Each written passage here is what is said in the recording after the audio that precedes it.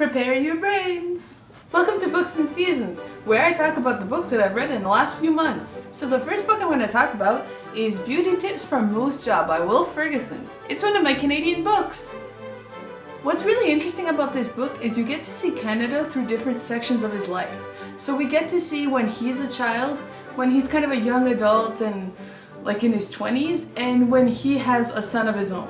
What I really loved about this book is you get a glimpse into Canada that you don't usually see. So we get to visit small towns in areas of the country that I knew nothing about while I was reading. So I discovered a lot, and as a history buff, this is awesome because he also explains a lot of the history behind each area that he visits. So I learned a lot about areas that I barely knew existed. So it was really fun. It was kind of eye-opening for a Canadian to rediscover Canada in a cool way.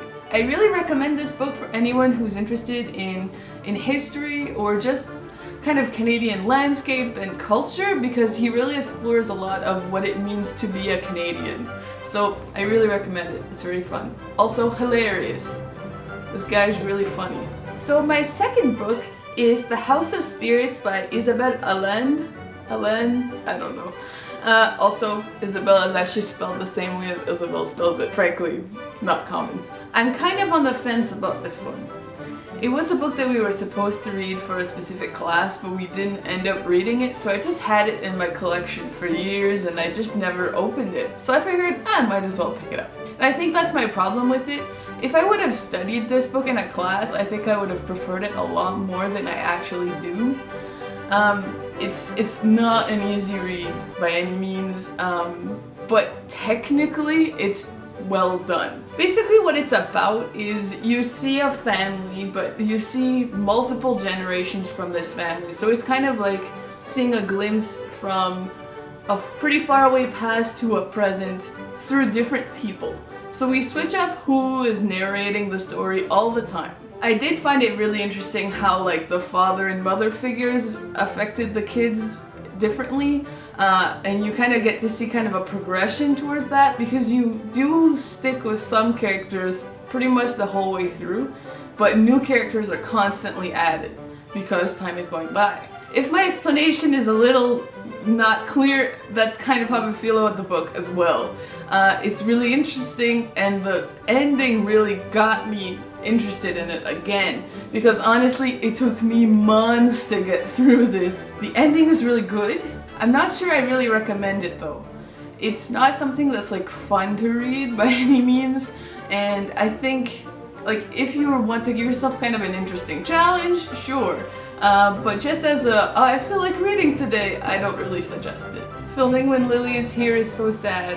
She just looks like I'm punishing her because I have to be talking to a camera. She's just so sad. It's okay, Lily. Oh, I got her attention. She's coming to see me now. She looks so sad. Oh, honey, I know. And my last book is Giving Up by Steeves, which is also a Canadian. So woo! Double Canada! In this book you basically follow two characters, and it's basically a very small novel, which is the way I best describe it. It basically takes place during a few hours really, but you get a really in-depth view into what they're thinking, and I think honestly I could barely put it down. It's a bit of a weird one because it's just 3 chapters, but there are no paragraphs.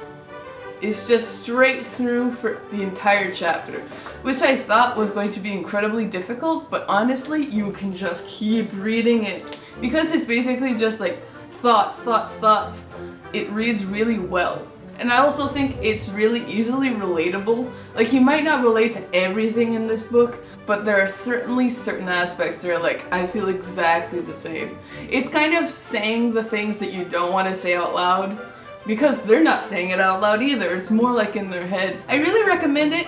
It's not PG though, so depending how old you are, I wouldn't read this if you're super young. It's just really interesting, and you get really attached to the characters.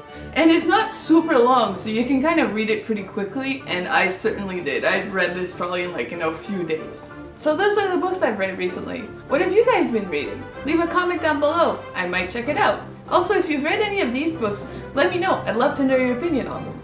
If you want to, you can check out our last video. It's our 1-year anniversary video. 1 year. Balloons!